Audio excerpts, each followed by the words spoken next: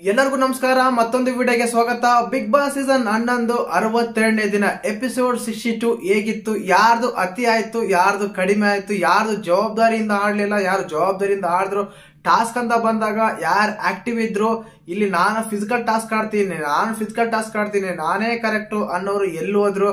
ಖಂಡಿತವಾಗ್ಲೂ ಒಂದೊಂದು ಸತ್ಯ, ನಮ್ಮಿಂದನೇ ಕ್ಯಾಪ್ಟನ್ ಆಗ್ತಾರೆ, ನಾನೇ ಕ್ಯಾಪ್ಟನ್ ಆಗ್ತೀನಿ ಅನ್ನೋದು ಒಂದು ಆಳವಾದ ಆಲೋಚನೆ ಇರುತ್ತೆ ನೋಡಿ. ಅದೆಲ್ಲ ತಲೆ ಕೆಳಗವಾಗೆ ಮಾಡಿದ್ರು ಬಿಗ್ ಬಾಸ್ ಅವರು. ಆಕ್ಚುಲಿ ಇದರಲ್ಲಿ ಮಾತಾಡಲೇಬೇಕು 3-4 ಜನ ಬಗ್ಗೆ. ಯಾಕಂದ್ರೆ ಮಂಜಣ್ಣ ಅವ್ರ ಬಗ್ಗೆ ಮಾತಾಡಲೇಬೇಕು. ಯಾಕಂದ್ರೆ ಟಾಸ್ಕ್ ಆಡಿದರೆ ಗೆದ್ದಿದ್ದಾರೆ, ಓಕೆ ಒಪ್ಕೊಳ್ಳೋಣ.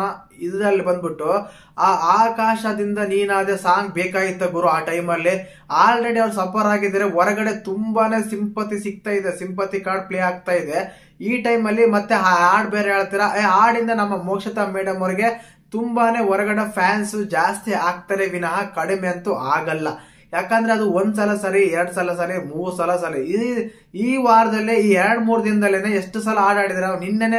ನಿನ್ನೆ ಎಪಿಸೋಡ್ ಅಲ್ಲಿ, ಮೊನ್ನೆ ಎಪಿಸೋಡ್ ಅಲ್ಲಿ, ಇವತ್ತು ಎಪಿಸೋಡ್ ಅಲ್ಲಿ ಈ ಸಾಂಗ್ ಮಾತ್ರ ಈ ಬಿಗ್ ಬಾಸ್ ಸೀಸನ್ ತುಂಬಾ ಪಾಪ್ಯುಲರ್ ಆಯ್ತಂದ್ರೆ ಯಾವುದೇ ಸಂದೇಹ ಬೇಡ.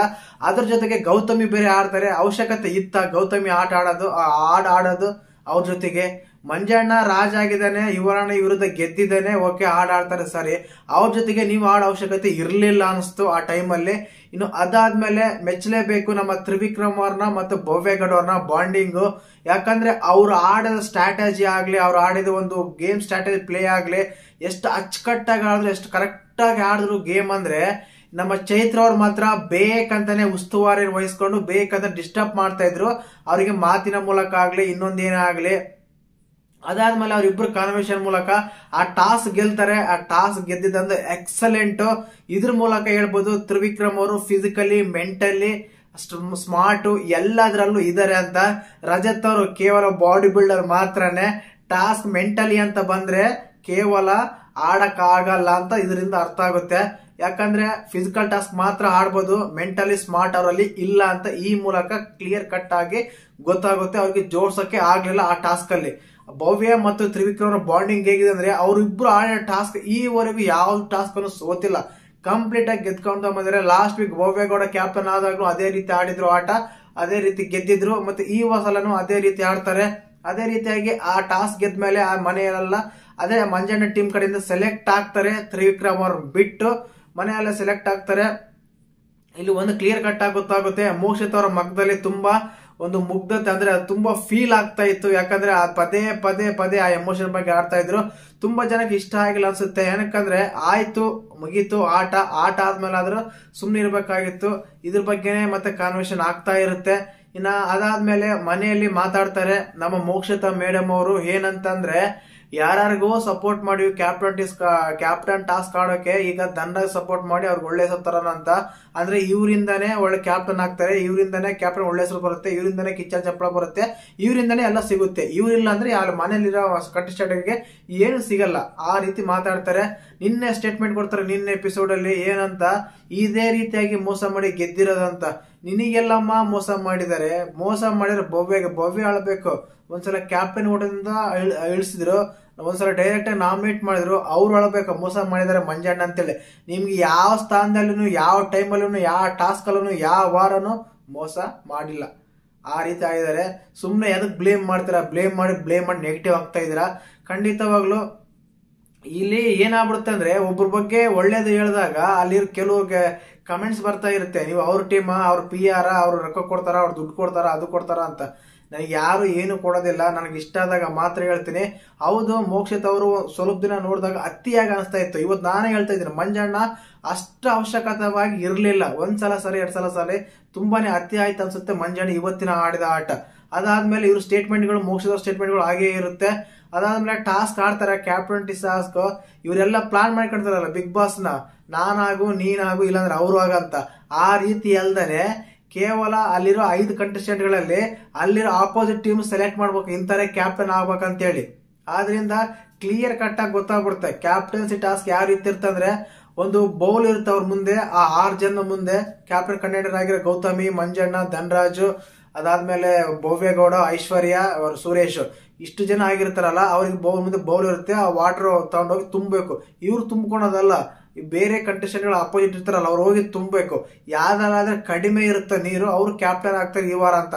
ಅಲ್ಲಿ ಕ್ಲಿಯರ್ ಕಟ್ ಆಗಿ ಗೊತ್ತಾಗ್ಬಿಡುತ್ತೆ ನಾವು ಆಗಲ್ಲ ಈ ವಾರ ಅಂತ, ಮಂಜಣ್ಣಗಾಗ್ಲಿ ಗೌತಮಿಗಾಗ್ಲಿ ಇನ್ನು ಬೇರೆಯವ್ರಿಗಾಗ್ಲಿ. ಆದ್ರಿಂದ ಯಾರಾದ್ರೆ ಕ್ಯಾಪ್ಟನ್ ಆಗಿಲ್ಲ ಅಂತ ಬಂದಾಗ ಅಲ್ಲಿ ಧನರಾಜು ಐಶ್ವರ್ಯ ಆಗಿರ್ತಾರೆ ಆಲ್ರೆಡಿ. ಧನರಾಜು ಗೋಲ್ಡ್ ಸುರೇಶ್ ಆಗಿರಲ್ಲ. ಈ ಟೈಮಲ್ಲಿ ಗೋಲ್ಡ್ ಸುರೇಶ್ ನಂಬಿಕೆ ಬರಲ್ಲ, ಅವ್ರನ್ನ ಕ್ಯಾಪ್ಟನ್ ಮಾಡಬಾರ್ದು ಅಂತೇಳಿ ನಮ್ಮ ಮೋಕ್ಷದ ಟೀಮ್ ಅವರು ಪ್ಲಾನ್ ಮಾಡ್ತಾರೆ. ಕ್ಲಿಯರ್ ಕಟ್ ಆಗಿ ಗೊತ್ತಾಗುತ್ತೆ. ಇಂಥವು ಕಾಮನ್ ಆಡಿಯನ್ಸ್ಗೆ ನೋಡ್ತಾರೋ ಏನೋ ಗೊತ್ತಾಗಲ್ಲ. ಬೇರೆ ಮಾತಾಡಿದಾಗ ಬೇರೆ ಆಡಿದಾಗ ಅದನ್ನ ನೀಟಾಗಿ ಕನ್ವೆ ಮಾಡಕ್ ನೋಡ್ತಾರೆ. ಬಟ್ ಅವ್ರು ಆಡಿದ ಮಾತ್ರ ಎಲ್ಲಾನು ಸತ್ಯ ಇರುತ್ತೆ. ಎಷ್ಟು ಸಲ ಮಾತಾಡಿಲ್ಲ ಅವ್ರು ಇಂಥರ್ನೇ ನಾಮಿನೇಟ್ ಮಾಡೋಣ ಅಂತ. ನೀವು ಲಾಸ್ಟ್ ವೀಕ್ ತಗೊಳ್ಳಿ, ಲಾಸ್ಟ್ ವೀಕ್ ಅಲ್ಲಿ 3 ಜನ ಸೇಮ್ ನಾಮಿನೇಷನ್ ಮಾಡ್ತಾರೆ. ತ್ರಿವಿಕ್ರಮನ, ಐಶ್ವರ್ಯ ಆಗ್ಲಿ, ಮೋಕ್ಷಿತ ಆಗ್ಲಿ, ಶಶಿಯವ್ರ ಆಗ್ಲಿ, 3 ಜನ ತ್ರಿವಿಕ್ರಮೇ ನಾಮಿನೇಟ್ ಮಾಡ್ತಾರೆ. ಆ ರೀತಿ ಇರುತ್ತೆ ಅವ್ರ ಪ್ಲಾನಿಂಗ್. ಹಾಗಂತ ನಾನು ಇವ್ರು ಸರಿ ಅಂತ ಹೇಳ್ತಾ ಇಲ್ಲ, ಇವರು ಅಷ್ಟೇನೆ ಅವರು ಅಷ್ಟೇನೆ. ಇಲ್ಲಿ ಹೇಳ್ಬೇಕಾಗಿದ್ದೇನೆಂದ್ರೆ ಅತಿ ಆದಾಗ ಯಾರ್ದಾದ ಟಾಸ್ಕ್ ರೂಲ್ಸ್ ಅಲ್ಲ ಫಾಲೋ ಮಾಡಲ್ಲ ಅವ್ರು ಮಾತಾಡ್ಬೇಕಾಗುತ್ತೆ. ನಿನ್ನೆ ಎಪಿಸೋಡ್ ಅದೇ ಆಗಿತ್ತು. ಕ್ಯಾಪ್ಟನ್ ಮಾತು ಕೇಳಬೇಕಾಗಿತ್ತು, ಮೋಕ್ಷಿತ ಅವರು ಕೇಳಿಲ್ಲ. ಶನಿವಾರ ಪಂಚಾಯತಿಯಲ್ಲಿ ಪಕ್ಕ ಕ್ಲಾಸ್ ಇರುತ್ತೆ ಇದ್ರ ಬಗ್ಗೆ. ಇವತ್ತಿನ ಎಪಿಸೋಡ್ ತಗೊಂಡಾಗ 62ನೇ ಎಪಿಸೋಡ್ ತಗೊಂಡಾಗ ಈ ರೀತಿ ಇತ್ತು. ಟಾಸ್ಕ್ ಅಲ್ಲಿ ಎಲ್ಲ ಗೊತ್ತಾಗ್ಬಿಡುತ್ತೆ, ಇವರೇ ಗೆಲ್ತಾರೆ ಅಂತೇಳಿ. ಆ ಟಾಸ್ಕ್ ಅಲ್ಲಿ ಗೊತ್ತಾಗುತ್ತೆ ಧನರಾಜ್ ಅವ್ರನ್ನ ಗೆಲ್ಲಿಸ್ತಾರೆ. ಮನೆಯೆಲ್ಲರೂ ಸೇರಿ ಅವ್ರು ಟಾಸ್ಕ್ ಆಡಿ ಗೆದ್ದಿದ್ದೇನು ಏನು ಇಲ್ಲ. ಆಕ್ಚುಲಿ ಮನೆ ಹತ್ರ ಹೋಗಿ ನಾವು ಕೇಳ್ಕೊಂತೀವಿ ನೋಡಿ, ನನ್ನ ವಿನ್ ಮಾಡ್ರಿ ಅಂತ ಹೇಳಿ. ಆ ರೀತಿ ಕೇಳ್ದೇನೆ ಸಿಂಪಲ್ ಒಂದು ಟಾಸ್ಕ್ ಕೊಟ್ಟಿರ್ತಾರೆ. ಆ ಟಾಸ್ಕ್ ಅಲ್ಲಿ ನಿಮ್ ಫೇವರೇಟ್ ಅಂತ ತಗೊಂಡಾಗ ಅಲ್ಲಿ ಯಾರು ಸರಿ ಇಲ್ಲ ಇವ್ರನ್ನೇ. ಯಾಕಂದ್ರೆ ಈಗ ಭವ್ಯನೂ ಗೆಲ್ಸಲ್ಲ, ತ್ರಿವಿಕ್ರಮ ಜೊತೆ ಇರ್ತಾರೆ. ಮಂಜಣ್ಣ ಅಲ್ಲಿ ಕ್ಯಾಪ್ಟನ್ ಟಾಸ್ಕ್ ಆಡಿದ್ದಾರೆ, ಕ್ಯಾಪ್ಟನ್ ಆಗಿದ್ದಾರೆ. ಗೌತಮಿ ಆಗಿರ್ಲಿಲ್ಲ, ವಿನ್ ಮಾಡ್ಬೋದಾಗಿತ್ತು. ಬಟ್ ಅವ್ರು ಡೆಡ್ ಆಪೋಸಿಟ್ ಇದಾರಲ್ಲ, ಆಪೋಸಿಟ್ ಟೀಮ್ ಅಲ್ಲ, ಅವ್ರು ಹೆಂಗ್ ವಿನ್ ಮಾಡಿಸ್ತಾರೆ ಹೇಳಿ. ಆದ ಕಾರಣ ಆಪ್ಷನ್ಸ್ ಒಂದೇ ಇದ್ದಿದ್ದು ಧನರಾಜು, ಅದೇ ಕಾರಣ ಗೆದ್ದಿದ್ದಾರೆ. ಹಂಗಂತ ಧನರಾಜ್ ಅವರು ಈ ವಾರ ಏನ್ ಆಡಿಲ್ವಾ, ಸೂಪರ್ ಆಗಿ ಆಡಿದ್ದಾರೆ. ಟಾಸ್ಕ್ ಆಗ್ಲಿ, ಎಂಟರ್ಟೈನ್ಮೆಂಟ್ ಆಗ್ಲಿ, ಫಿಸಿಕಲ್ ಟಾಸ್ಕ್ ಆಗ್ಲಿ, ಮನೆಯಲ್ಲಿ ಆಕ್ಟಿವ್ ಇರೋದಾಗ್ಲಿ ಎಲ್ಲಾನು ಚೆನ್ನಾಗಿ ಆಡಿದ್ದಾರೆ ಧನರಾಜ್, ಇಲ್ಲ ಅಂತಲ್ಲ. ಅರ್ಹರ ಅಂದ್ರೆ ಖಂಡಿತವಾಗ್ಲು ಅರ್ಹರೇ ಈ ವಾರ compare to Bigg Boss another weeks ಅಂತ ತಗೊಂಡಾಗ ಖಂಡಿತವಾಗ್ಲು ಅರ್ಹರೇ. ಇನ್ನು ಅದಾದ್ಮೇಲೆ ಕ್ಯಾಪ್ಟನ್ ಆಗ್ತಾರೆ. ಕ್ಯಾಪ್ಟನ್ ಆದ ಬಿಗ್ ಬಾಸ್ ಮನೆಗೆಲ್ಲ ಹೋಗ್ತಾರೆ. ಆಮೇಲೆ ಶುರುವಾಗುತ್ತೆ. ಇಲ್ಲಿ ಏನಾಗುತ್ತಂದ್ರೆ ನಮ್ಮ ಮಂಜಣ್ಣ ರಾಜವೇಷದಲ್ಲಿದ್ದಾಗ ಯಾರನ್ನು ಬಿಡಲ್ಲ ಅಂತಾರೆ. ಸೇನಾಪತಿನಾಗ್ಲಿ, ಅಲ್ಲಿರೋ ಕಂಟೆಸ್ಟೆಂಟ್ಗಳಾಗ್ಲಿ ಎಲ್ಲರನ್ನಾಗ್ಲಿ ಉರ್ಸೋದ್ರಲ್ಲಿ ನಮ್ಮ ಮಂಜಣ್ಣ ಮೊದಲೇ ಸ್ಥಾನದಲ್ಲಿ ಇರ್ತಾರೆ. ಏನಕ್ಕಂದ್ರೆ ಅವ್ರಿಗೆ ಫ್ರೆಂಡ್ ಅಂತ ಬಂದ್ರೆ ಫ್ರೆಂಡ್ ಇಂಥವೇ ಬೇಕಾಗುತ್ತೆ ಬಿಗ್ ಬಾಸ್ ಮನೇಲಿ. ಏನಕ್ಕಂದ್ರೆ ಅವ್ರು ಎಷ್ಟೆಲ್ಲ ಇದ್ ಮಾಡ್ರಿ ಕೊನೆಗೆ ಕ್ಷಮೆ ಕೇಳ್ತಾರೆ. ಟಾಸ್ಕ್ಗೋಸ್ಕರ ಈ ರೀತಿ ಆಡಿದ್ವಿ ಅಂತ ನಮ್ಮ ಯುವರಾಣಿ ಅವ್ರು ಕೇಳ್ತಾರೆ, ನಮ್ಮ ಮಹಾರಾಜ ಅವರು ಕೇಳ್ತಾರೆ. ಈ ರೀತಿ ಇದ್ದಾಗ ಟಾಸ್ಕ್ ಆಡಿದಾಗ ಯಾರಿಗಾದ್ರೂ ನೋವಾಗಿದ್ರೆ ಕ್ಷಮೆ ಇಲ್ಲ ಅಂತೇಳಿ. ಮೇಡಮ್ ನೀವು ಯಾರು ನೋವು ಮಾಡಿಲ್ಲ, ಬಟ್ ಕೊಟ್ಟಿರೋ ಕಾರಣಗಳಿರ್ತಾವೆ ನೋಡಿ. ನೀವು ಯಾಕೆ ಪ್ರತಿ ಸಲ ತ್ರಿವಿಕ್ರಮನ ತಗ್ಲಾಕತ್ತೀರ, ಬೇರೆಯವ್ರ ಮನೆ ಇರೋಲ್ಲ.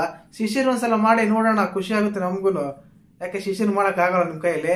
ಅದೇ ರೀತಿ ಪಕ್ಕಂದ ಕಮೆಂಟ್ ಬಂದ್ಬಿಡುತ್ತೆ, ಈಗ ಭವ್ಯ ತ್ರಿವಿಕ್ರಮ ಮಾಡ್ತಾರ ಅಂತ. ಹಾಗಂತಲ್ಲ, ಸುಮ್ಮನೆ ಜಸ್ಟ್ ಕಾಮಿಡಿ ಆಗಿ ಹೇಳಿದ್ದು.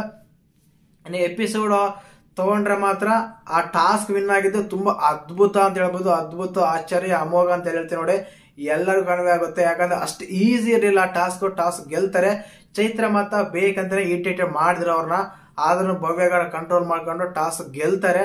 ಸೂಪರ್ ಆಗಿತ್ತು ಟಾಸ್ಕ್ ಮಾತ್ರ. ಇವತ್ತಿನ ಎಪಿಸೋಡ್ ನೋಡಿದಾಗ ಹೈಲೈಟ್ ಆಗಿದ್ದು ಮಂಜಣ್ಣನ ಹಾಡು, ನಮ್ಮ ಮೋಕ್ಷಿತ ಅವರ ಒಂದು ಇದು.